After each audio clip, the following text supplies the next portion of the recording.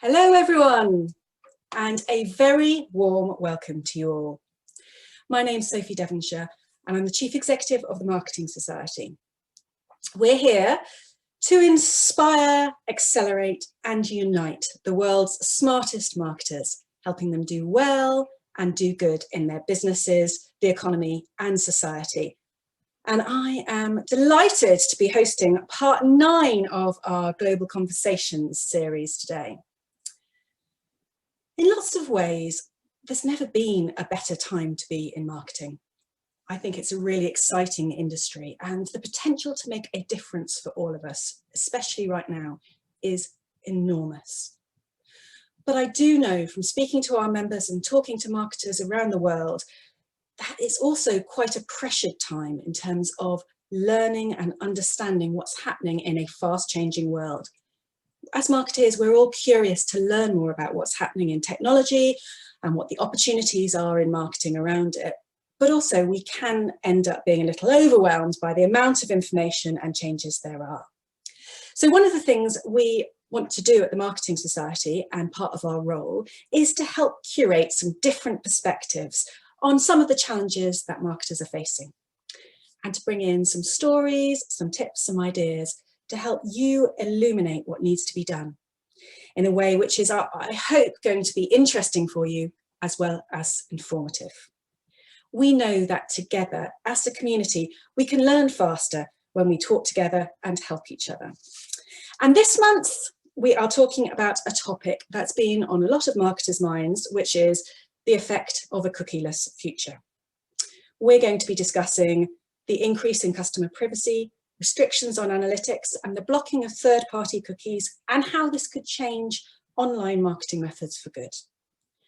Now, I know this is also a topic which we have a great audience who've joined us to hear about today, and I know that amongst the audience there will be huge different levels of understanding and challenges around that. So I'd really love it if you could let us know as we go through. We really like these sessions to be as interactive as possible. There's a chat function on Zoom. Come and say hello, tell us where you're dialing in from, and all the way through, please share your comments, your thoughts, and particularly any questions you have. What's on your mind? What would you like to ask our panelists today, or just find out more about? You can put all those in chat, or there's obviously the Q&A box at the bottom of your screen. Please do come and let us know what you're thinking and what your points of view are. I'm interested to know quite how different the perspectives are for each and every one of you who are listening today. So we're going to start today with a very quick poll. It's going to pop up on the screen shortly, and I just would love to understand how you're feeling about the prospect of a cookieless world. How prepared do you feel about the cookieless world? How knowledgeable do you feel about the changes? And do you see if this is a future full of opportunity, or actually is it a bit of a pain and full of challenges? Would very much like your perspectives, please. And welcome everybody. Welcome, George. Yeah, very interesting to know how many people don't really understand or are aware of this change. Indeed, I'm finding a lot of people aren't even talking about it.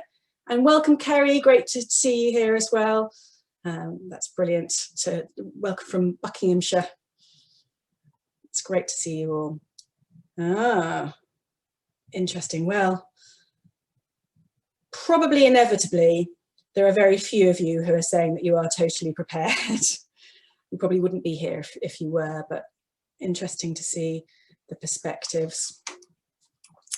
Okay, thank you for voting. Oh, interesting.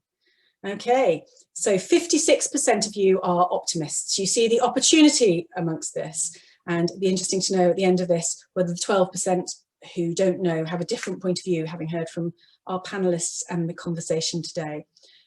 So it sounds like the majority of you understand the basic principles, 76%, but a few of you haven't got a clue. So we're going to cover some of that today, and most of you are getting there with it all.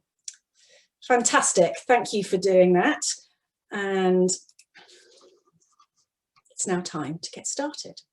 So today we have a brilliant selection of people who are going to be sharing their perspectives, ideas and wisdom around this. And I'd like to introduce you to all of our brilliant contributors. They're bringing perspectives from the UK, from Hong Kong and Dubai. And apparently they just announced in Hong Kong today that they're opening up all the bars out there. So very good news for our first guest, Timothee Semelin.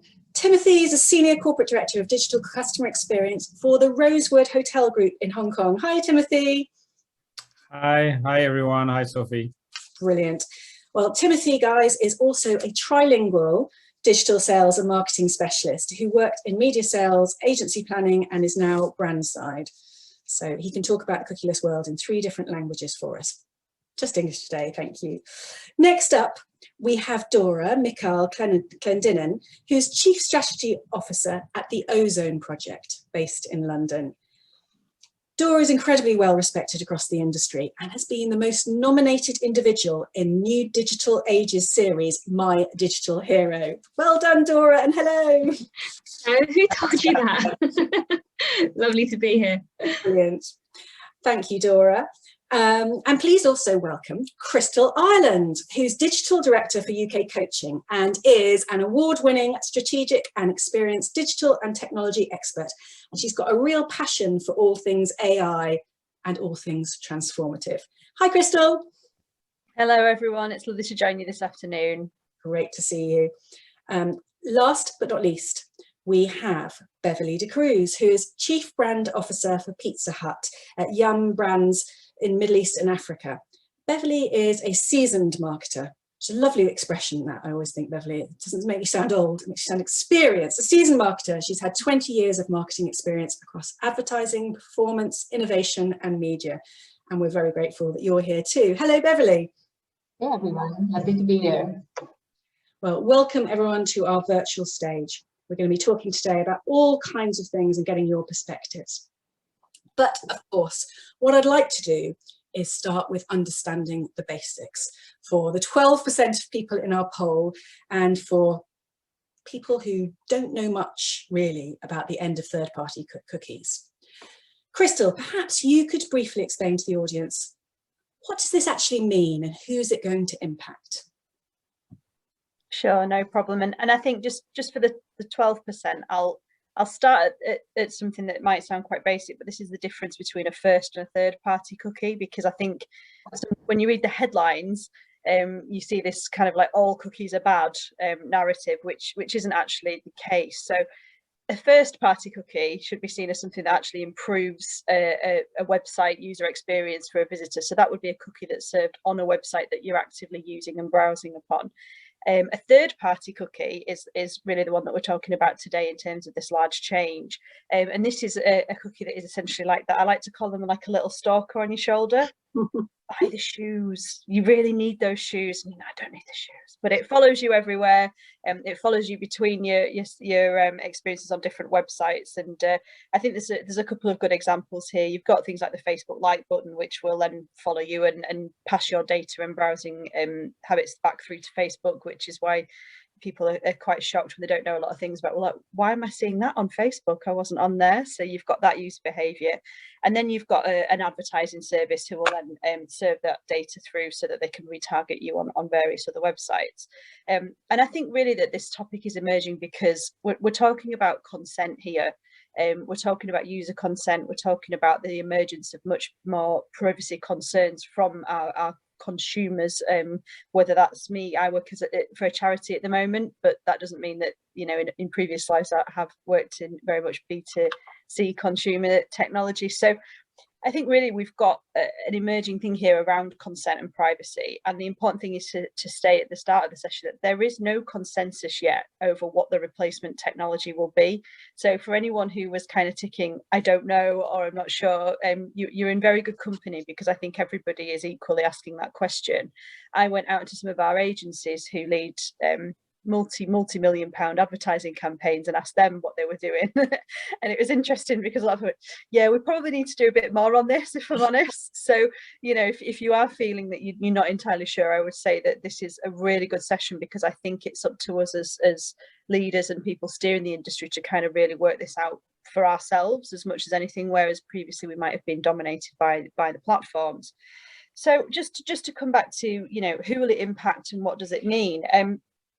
I think really it's about the customers and privacy in advocates are really concerned about the lack of transparency that this tracking actually does occur, and the consent. And I think there's a real sense and a real kind of generational divide here, that there is a real sense that people don't understand what they're consenting to when they're clicking allow cookies, as we do within Europe and the UK with the cookie laws. But it's that lack of understanding that your everyday consumer has.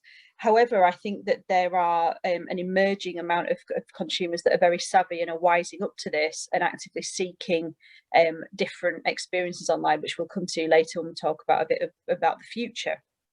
And who does this affect? Well, it affects anyone really at the real coal face of e-commerce in particular. So if you are actively using a lot of retargeting and display ads to generate sales, you could end up with a big sales hole there if that's working for you.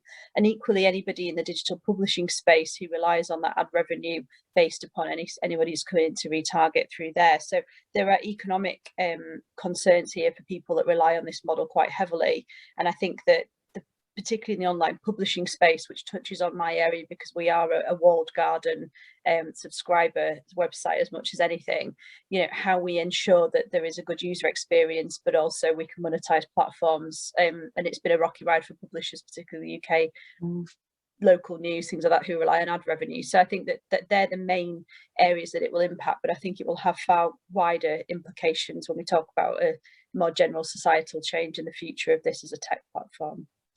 That's so helpful, Kristal, and the way in which you explained it with the stalker is, I know, one that a lot of people will remember that image and great clarity around it.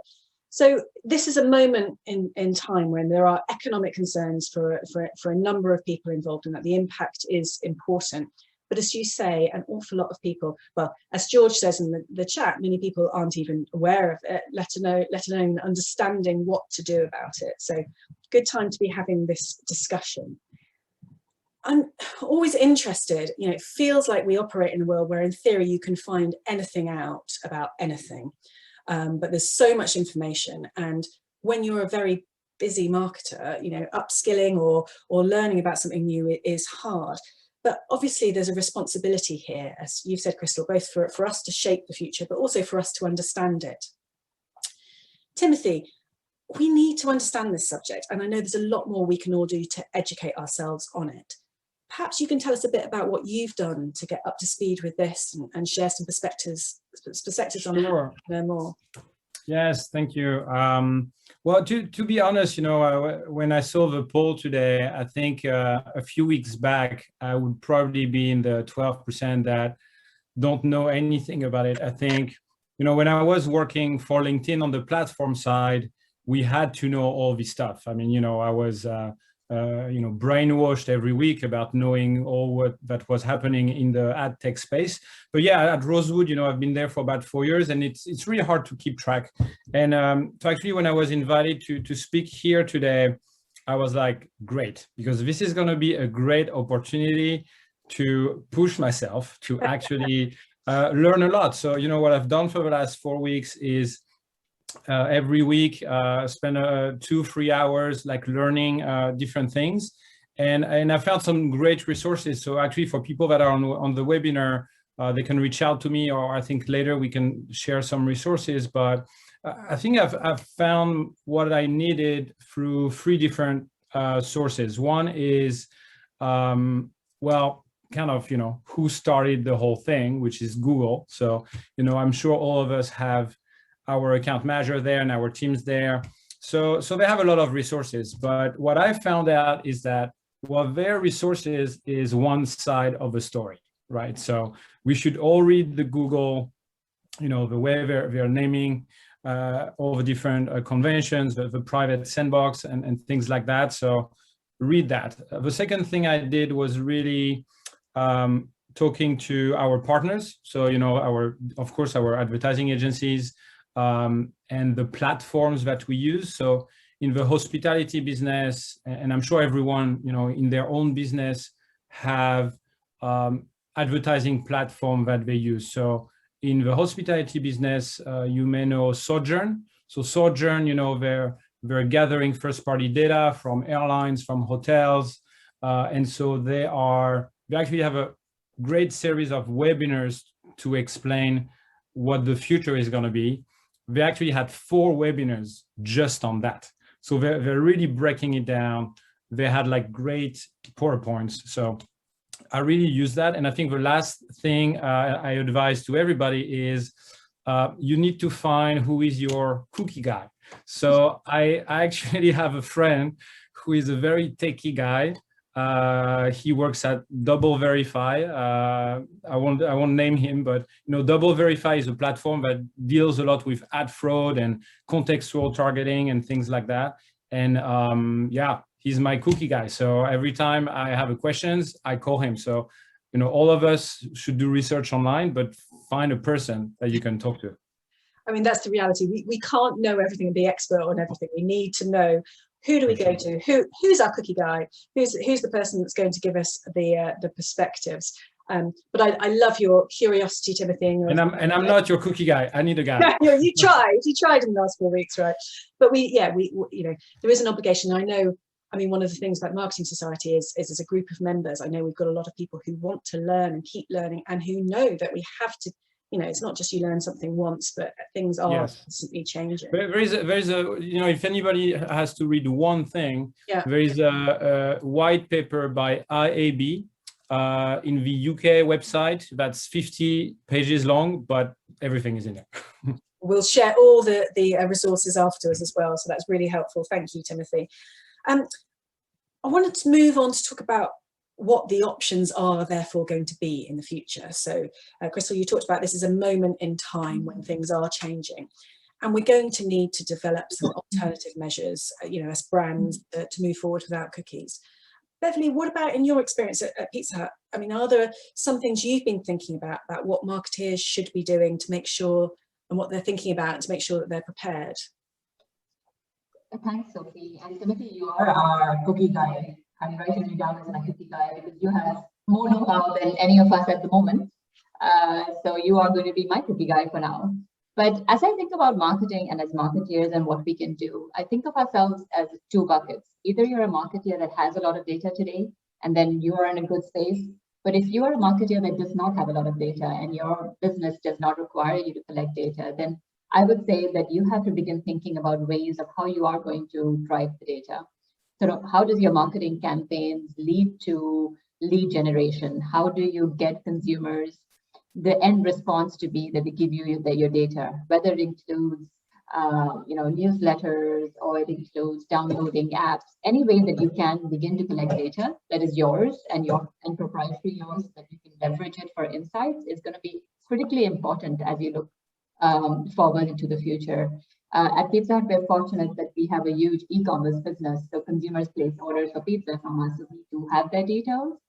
And I'll speak later, but we're not ready to use that information in a smart way.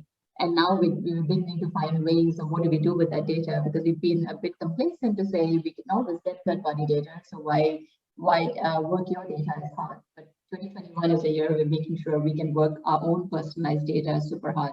But if you don't have data, how do you start, getting users to give you your data?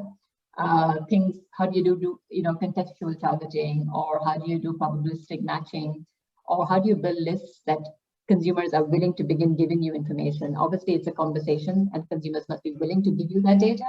But think about, as a marketeer, what are the different ways your business can allow you to get that? And that is probably going to be the most critical step. If your business today does not generate as many leads or as much consumer information as it does, how can you find ways for that? So asking that question, what can you do? What's possible, the different ways within your own business, and getting it there. I mean, and Dora, would you agree with this? Do you think there are some other alternative strategies without third-party cookies? What else would you be looking at? So Beverley's made some great points with regard to, she's already mentioned contextual, for example. There's been a lot of conversation recently about the re-emergence, if you like, of contextual targeting as a means to find your audience. That plays to the strength of many publishers in terms of the supply side. Publishers are very much the custodians, if you like, of that consumer relationship. They have the direct relationship with their consumers who show loyalty to their brand. They keep returning. The Ozone project represents news and magazine publishers. So, you know, we see with recency and frequency the benefit of having that consumer relationship. And so contextual is definitely one option for... Just explain contextual targeting in a bit more detail for those listening. Absolutely. So you don't need cookies to understand what consumers are reading online. You can do that. You can do that through domain understanding of, you know, whether it's a travel article or a finance article or a lifestyle article. So all of those categorizations are done and can be done without third-party cookies. So being able to find an audience who is interested in a particular subject or topic based on their reading habits is one way in which you can find the right audience. Then there's the first-party data that Kristal was talking about. The idea that you can create segments of customers who are displaying certain activity on your own site as a consumer brand, and understanding what they're doing on your own website, then allowing for that to be translated into a potential way of matching your first party data with another, allows you to create an opportunity to find your customers when they leave your website. All of that is possible without needing third-party cookies. So we should definitely not be overly concerned about some of the things that still work well. They'll be able to. They are possible to do in the future. And the last thing I'll say on that is, and this is by no means an exhaustive list, but it's a bit when you take away third-party cookie from the equation here, it actually frees up a little bit of space for more creativity. What we used to do was get really, really personalized. We used to talk about one-to-one personalized targeting. That often meant that there was a different creative message based on all of your different consumer habits. That's going to be less possible now. But what actually can sort of re-emerge is just this idea of big ideas, big creative ideas. And as marketers, that's really exciting, because it means that you don't have to drill down into specific small groups. You think about your brand message, and you think about the big canvases that you can share information with your potential customers. I think that's really exciting. It's a really positive way of looking at it, you know, and going back to what we should be thinking about as marketers anyhow, or what we want to be thinking about, and thinking about it as in different ways. I like the clarity and optimism there as well, Dora. So there's some opportunities, there's some strategies there which is starting to make it clearer for me. But what are the biggest challenges that we then face when it comes to that shift in capturing consumer data, and is there a way to prepare? Kristal, do you have some perspectives on that? Yeah, sure.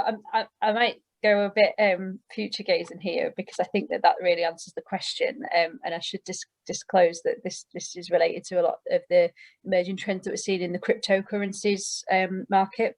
So what we're seeing really is the decentralization of data and the financial systems, and I think that the point I wrote about this was that this is going to outpace, in certain market verticals, the verticals themselves.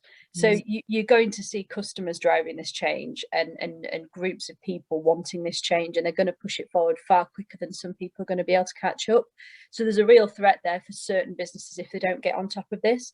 And I think the key challenges really are the themes are around transparency, as we've talked about, but also around accountability, and I put a morality clause in there as well. So I think that what's driving this is, as much as I made a joke about the stalker on your shoulder about the shoes, it's not just shoes, is it? You know, I'll give you a personal example. I am a lady of a certain age and have been targeted relentlessly now about fertility. And it's none of their goddamn business.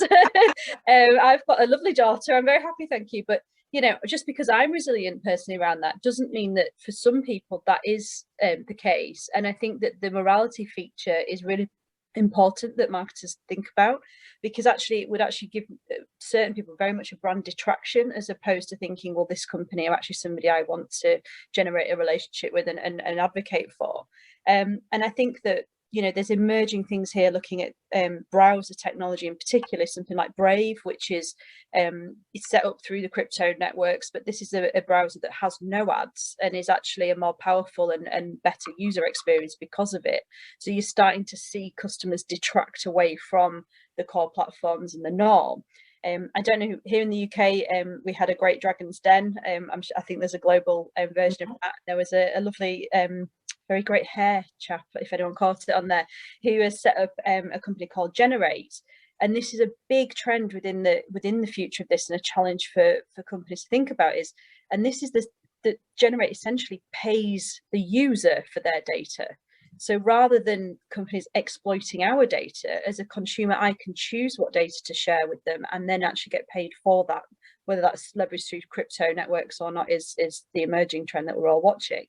And then you've got things like city-based big data projects. So we've got the big data node up here in Leeds, and we're getting things like smart benches where you can choose to sort of log in and interact with the city on a very personal basis and be served and paid for your data to share ads at a really localized level. So there's some real big challenges. And I think that, you know, transparency, accountability with the morality field, but then also being very aware that consumers are going to lead this march and storm ahead of some verticals. And it's exciting, because I think it forces marketeers to think in a much more holistic way, in tandem with the technology and their ultimate outcomes and aims that they're wanting from the marketing that they do.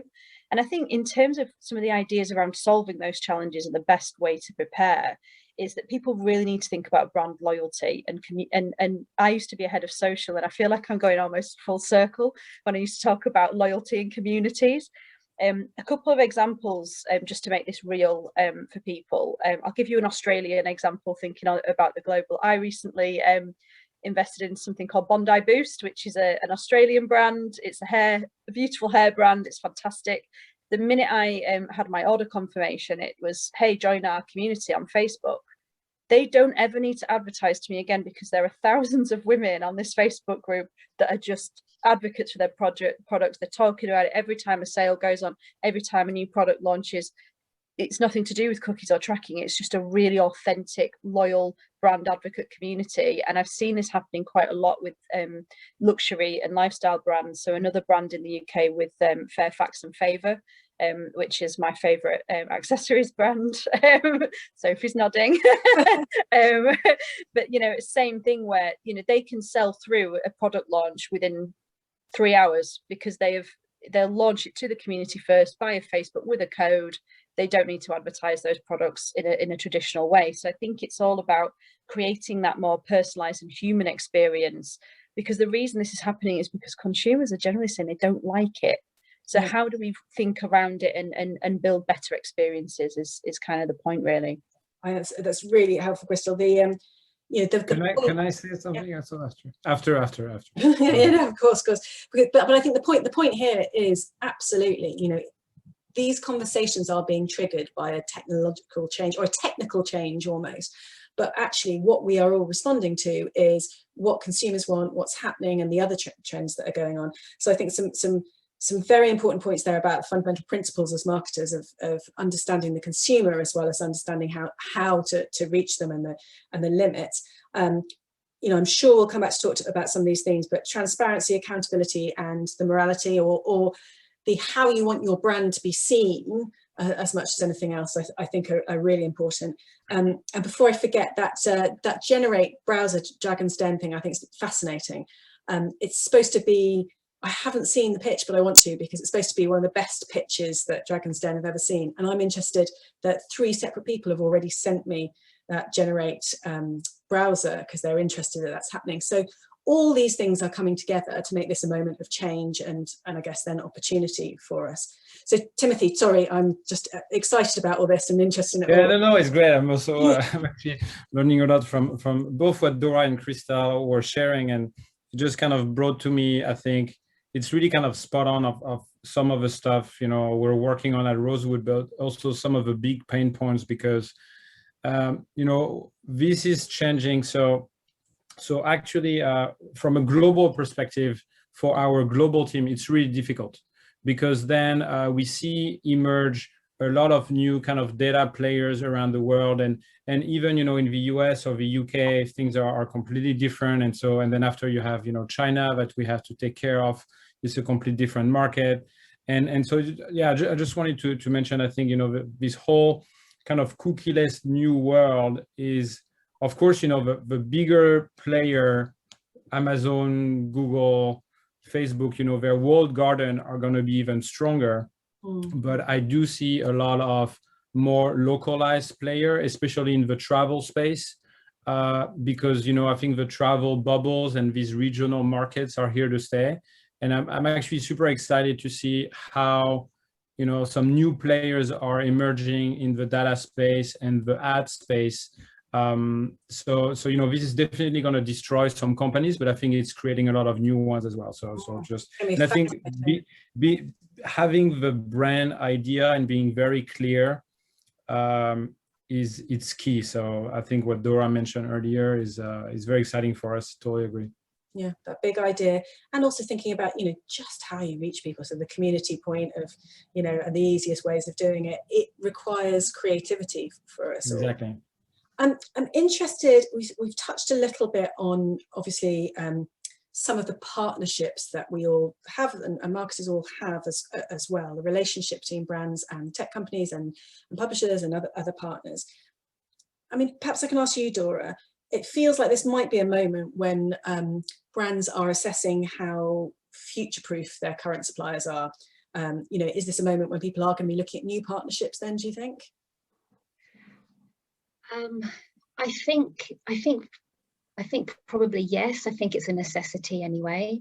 I think on the point that we were making previously with regard to data ethics, just because we can doesn't mean we should, is very much front of mind for all of us. You know, Google didn't invent the concept of consumer privacy, but given their dominance in the browser space, it's hugely impactful that, you know, the changes that are coming down the line, and similarly on mobile for Apple. With the change, I think it was just this week. iOS change, yeah. Exactly. And so, you know, it remains to be seen, and Timothy just alluded to some of this. We don't know yet what will happen to the many number of ad tech businesses who have built value on the back of third-party cookies. It simply remains to be seen what will happen to them.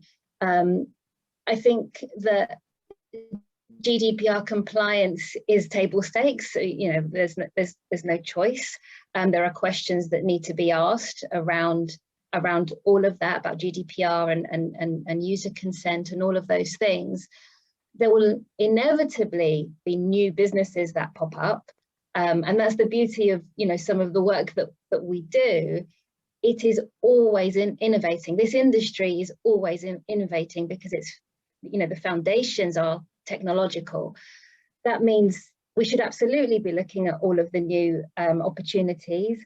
I would also, without wanting to be a naysayer, we should apply a little bit of caution as well, because yes, businesses will pop up that are being very responsive to the changes, but there's some sort of opportunism in that too, and they may not be long-term sustainable. Yeah. I firmly believe in the that the value or reward rather should be generated where the value is created. You know, this idea of value creation, and the idea of the custodians of consumer privacy being the publishers and being the brands who are advertising.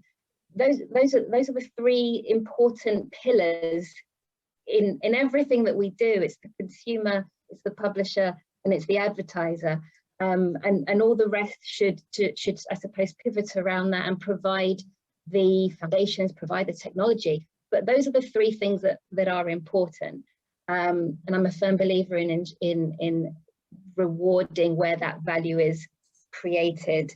So yes, to answer your question, of course we should look at new partners, but we should also be careful not to recreate an ecosystem that we're just all agreeing wasn't necessarily the right one. You know, we did a lot of things with third-party cookies because we could. Yeah. We should be careful that we don't recreate that with a new version of a third-party cookie, and that we should ask the right questions of our suppliers there.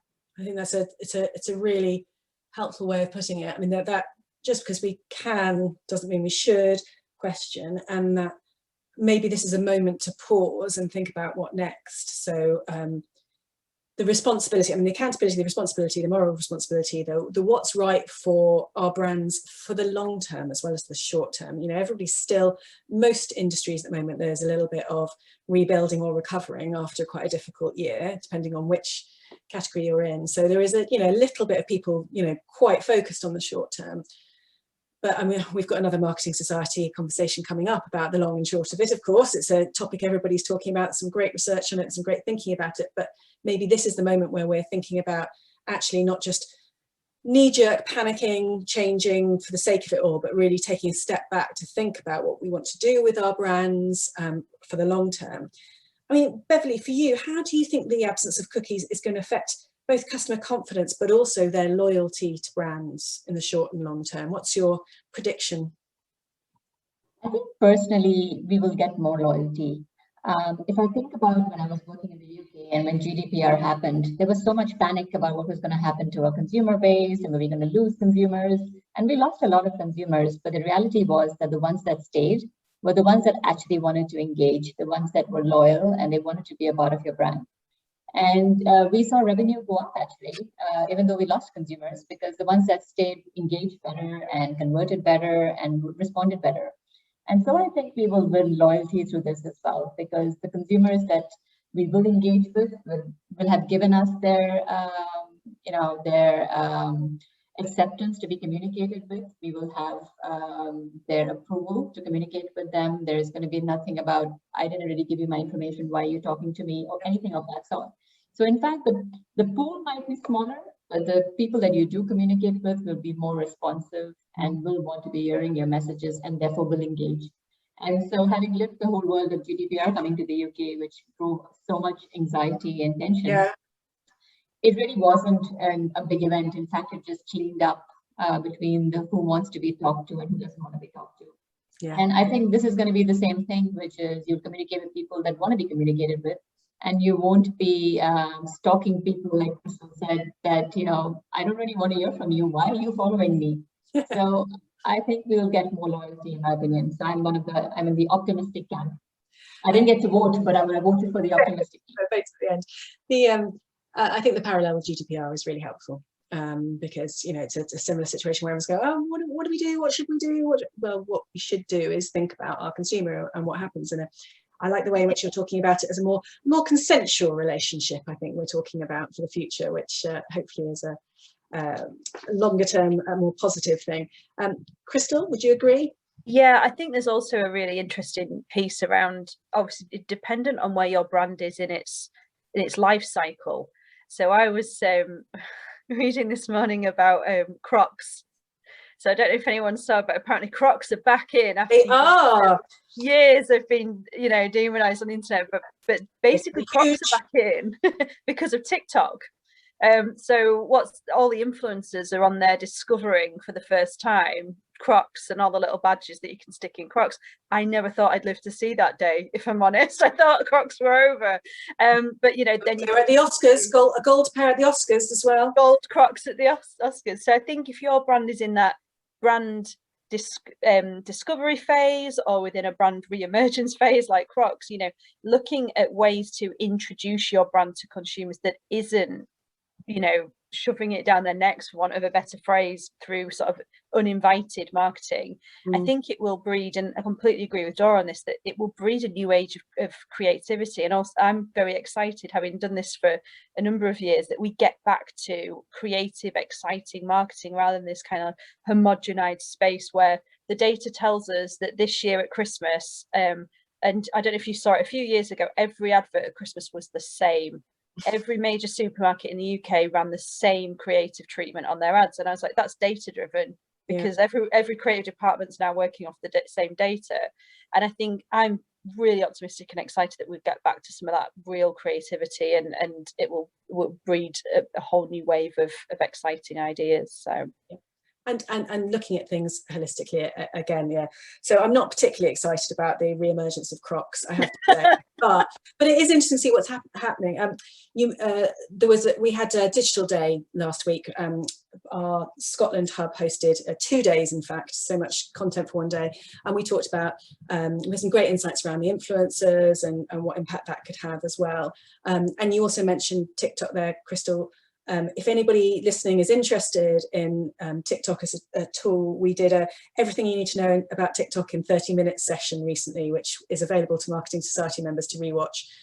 They didn't mention that TikTok is dangerous because it brings Crocs back, but there were some other great insights from that as well. Timothy, I know I can see you have a point of view on this as well. How are you feeling about customer confidence, the loyalty to brands? What's going to come out of this? Yeah, so I want you to step back a little bit, because so we're talking a lot about the cookie-less thing, but I'm actually worried about one thing. So first, I think, you know, most customers are fed up with the advertising they see every day online, right? So and a lot of it, you know, is about relevance. And I'm a little worried that actually the fact that, you know, third-party cookies are going away are going to bring, for some customers, not everybody, but even less relevance. Because I'm worried that a lot of brands are just going to be, you know, just very aggressive and just like, you know, target these huge platforms, just like, you know, do audience lookalike and things like that. And so, you know, before, let's say a B2B brand at IBM could, you know, track someone from LinkedIn through their first party data and very easily like track them through the internet, right? So, I mean, this is going to become harder. So I'm a little worried as a customer that I'm really going to see a lot of advertising, even less relevant than today, that might drive a lot of customers towards new browsers, towards more, you know, installing on their mobile and desktop non-advertising software, and I think that might go towards that direction. And so then the second piece is then, yes, you know, to be more relevant to the customers, I think we have to look at our content strategy. I think is very important. So in the last year, actually, we changed website. We went live with a new website.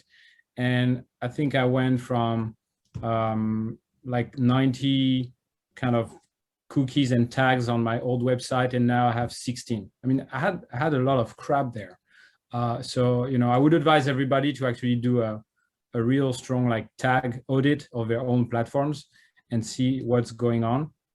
And then, yeah, create the content strategy that really goes with that. I love the examples that I think it was Kristal mentioned the Facebook group. I mean, these are things at Rosewood that we don't even think about. But the fact that you mentioned it, I was like, hey, Rosewood, we don't have a Facebook fan group, you know, maybe that's the thing we should do. Because I think, yeah, before we let the technology kind of handle things, and there's actually a lot of platforms, including TikTok, where you can be more human whether you like it or not. I mean, that's a different topic, but maybe, yeah, we have to be more human and do things a little bit more daring. I think we were all hiding behind this cookie world because, you know, we're not taking a risk when we do that. So this, I think this is some really important points there. You know, that the opportunity to be braver and not hide behind the data. But I do think that that point about relevance is important, because, you know, what we're not talking about is completely moving back and away from any data or audience understanding. We're just going to find other ways of doing it. Can I just mark though and register a classic you know, marketing society community example there of, you know, a story shared of what somebody is doing that sparked a thought in a completely different category, and Timothy's now going to go away and look at his TikTok and his Facebook and everything else that's going on there, and that's how it works. You know, the sharing of what's everybody else doing, not necessarily to copy, but to spark the thinking, and why it's so useful to be able to share these ideas. You're not too old for TikTok. If you look at the stats about the number of people who are on it, it really is much older swathe than we think, by the way, Kristal. I just can't dance. You know, so in Hong Kong, I don't know if you're aware, but Hong Kong does not have TikTok. Ah, of course. We are in the no man's land of TikTok, but it's okay. So if you report back just the 6 months what the croc wearing situation is. Okay, yes. A nice A/B testing of the influence of croc tick croc and what's happening around that. Lots of great questions coming in. We probably won't have enough time, but keep the questions coming in, everybody. I know that Beverley's partly asked us a great question from Brian, whether the confusion and negativity around the third-party cookie demise made you see some digital channels that you might have bought or valued previously as slightly less attractive, or is this a real opportunity to do things differently or better? Timothy and Beverley, I don't know if you particularly have a point of view on that.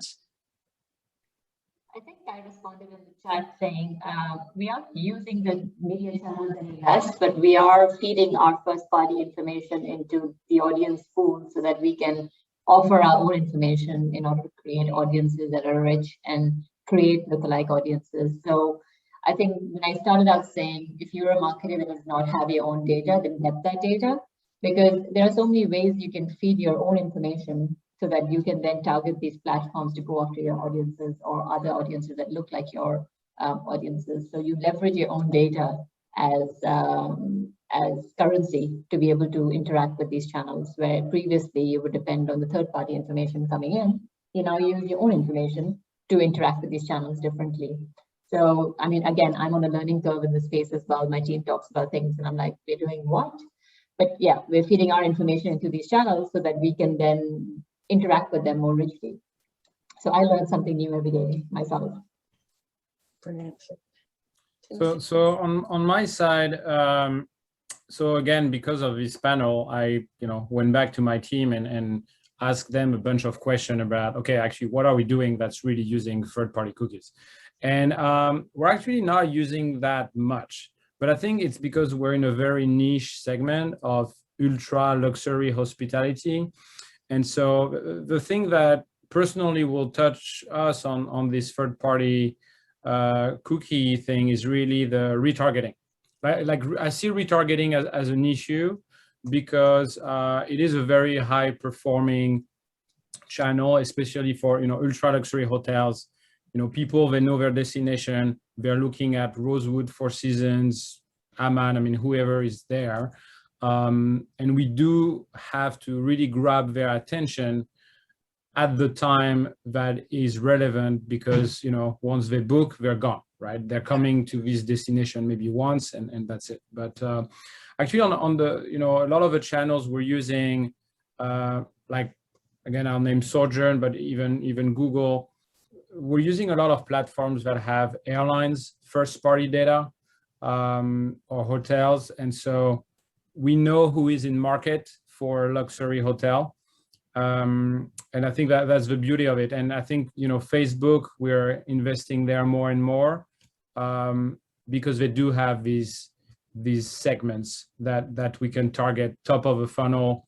Now I'm going to be able to, track them less, I would say, but I'm not expecting a drop in performance Yeah. But retargeting is a bit tricky. Yeah.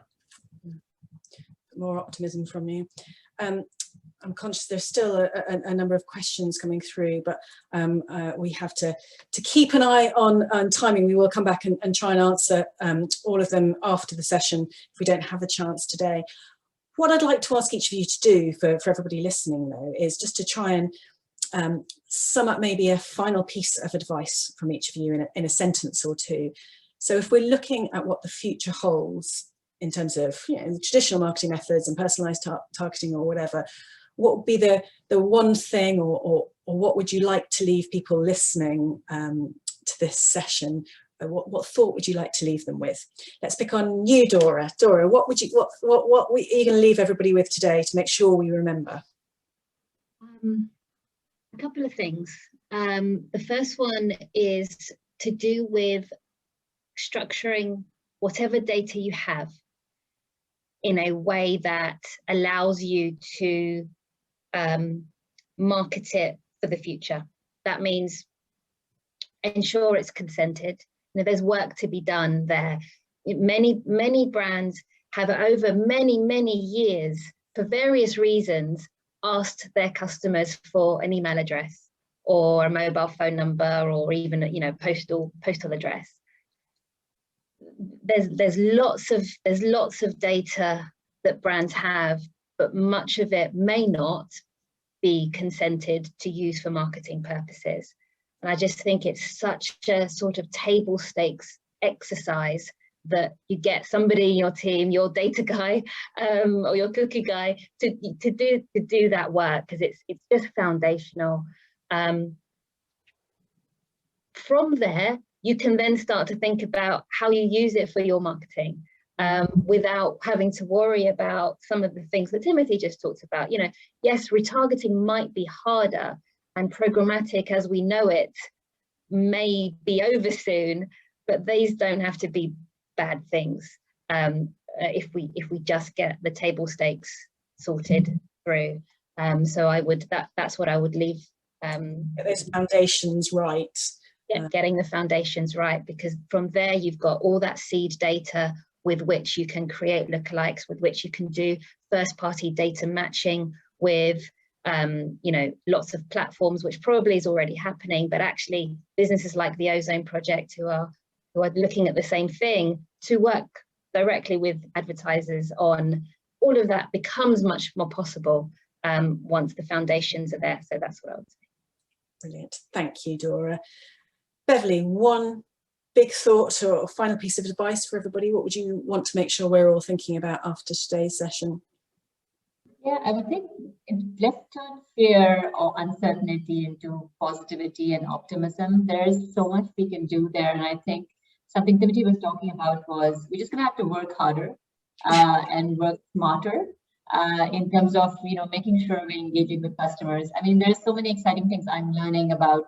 How do you build a CDP? So that's a customer data platform where all your consumers can sit in one place. So you have a single customer view. So there's going to be, if you think about your organization, how are you hiring for the right people? What are the structures you're building? What is the culture you're building? Because the world of tomorrow is going to be so different, but it's an exciting one. So I would say go to school, learn things that you don't know about. And I'm literally doing that every day. I didn't know what CDP meant about a year ago. And my team said, we have to build a CDP. And I was like, what's that? And today I know more about a CDP than I ever did. And it's basically as simple as put all your consumers in a single database and figure out a single view of them. Do they like to be talked about through SMS? Do they want to be talked to via email? What time of the day do they want to be talked to? And then you can communicate with them. So you're just going to have to work harder, work differently. But it's an exciting time. And I think if you build a team around you that understands this and is building know-how, it's going to be a very exciting world out there in the future. Really positive. And yes, that lesson to everybody to keep learning and understand the TLAs and the acronyms around it, but also how to make it work with the customer at the heart of it. Brilliant. I mean, Timothee, you're already doing that bit of going away and learning and making sure you're keeping on top of it. What else would you urge everybody to make sure they're thinking about when they look at the future? Well, I think that the one thing that I didn't mention earlier is really, I think this is a good opportunity to really think about the online to offline strategy, because before in our hotels, the way we were, again, GDPR was really a first step. I think this is part of a journey. GDPR was the first step where we had to review everything inside the hotels. Of course, we had to look at the data, but we had to change all the processes about how people give consent at the hotel. What does it mean for different countries? Now we have actually a global GDPR policy. We decided that GDPR was the right thing to do for all the clients around the world, so we're doing that. And now this, I think, falls into the second wave, and I think there's going to be a third wave. We're going to do the right thing and really, thinking about the offline to online for us that have hotels is a huge opportunity. And I think a lot of maybe the retail sector that, in China, for example, they've been, China is a bad example. They don't use cookie, but in some countries, they started to close a lot of stores and go fully online. But now this kind of way of grabbing clients is going away. And so they have to think about, okay, how really to fine tune that journey between the offline and online world. So in our industry, that's really the big opportunity. So there is, more change and more opportunities around that.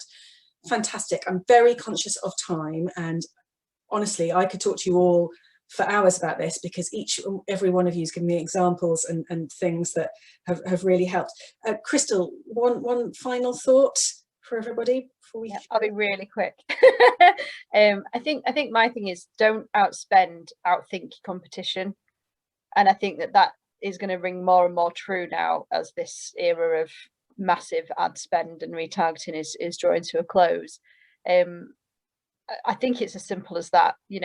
Go where your customers are, or create where they should be, but don't just think that this wall of money that we can throw at advertising for very little ROI can continue, because I think, especially in a post-COVID world, I think that's going to ring even more true. So don't outspend, outthink the competition.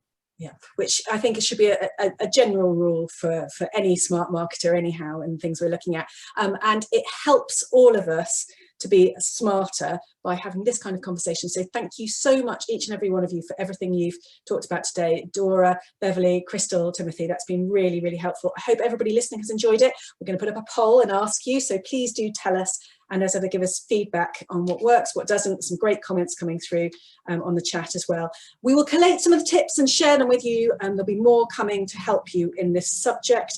Always interested in feedback, let us know. But before you all go, very, very quickly, let me tell you a bit more about the future. Not the future from a cookieless point of view, but the future in terms of more interesting and events and opportunities to learn together. Next Wednesday, we've got 2 cracking events that we would love you to join us for. Streaming live from London at 1 p.m, we have a fantastic event in partnership with our friends at Kantar called How to Thrive Globally, From Good to Great. So we're going to be talking about how you elevate local brands and achieve global greatness again. Really good panel, led by Claire Ingalls, our chair, with Jane Bloomfield from Kantar, Jessica from Metro Bank, and Pamela, who's the Chief Marketing Officer at Vodafone. I think it's going to be a great discussion, so do join us for that. Later that same day, 5 to 6 p.m. UK time, 12 to 1 p.m. in New York, we are streaming live from New York, the amazing John Levy, who's a real expert behavioural scientist and author of a new book called You're Invited. So that session is going to be an hour of interactive games, knowledge and insights, with a lot of research on the most cutting edge behavioural neuroscience. So something a little different. Please do join us for those and all the other events we've got coming up. Make sure you're following us on LinkedIn and Twitter as well, to make sure you're up to date with everything that's happening at the Marketing Society.